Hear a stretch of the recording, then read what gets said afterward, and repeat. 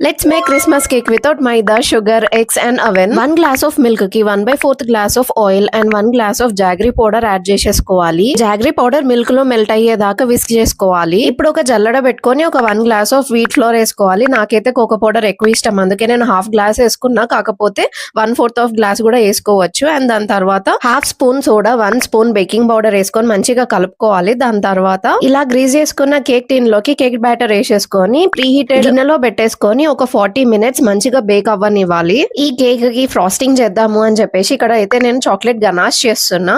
1 cup of chocolate కి half cup of whipping cream అయితే నేనైతే యాడ్ చేసుకుంటున్నా. విప్పింగ్ క్రీమ్ కి బదులు ఫ్రెష్ క్రీమ్ కూడా యాడ్ చేసుకోవచ్చు. నా దగ్గర అయితే విప్పింగ్ క్రీమ్ ఉంది అని అదే యాడ్ చేసిన. అండ్ కొంచెం డీప్ ఫ్రిడ్జ్ లో పెట్టేసి అది కూల్ అవ్వనివ్వాలి. కొంచెం గట్టిగా అవుతుంది. దాన్ని కేక్ మీద మనకు నచ్చినంత క్వాంటిటీలో వేసుకోవచ్చు. నాకైతే కొంచెం ఎక్కువ ఇష్టము అని చెప్పేసి కొంచెం ఎక్కువనే వేసేసిన.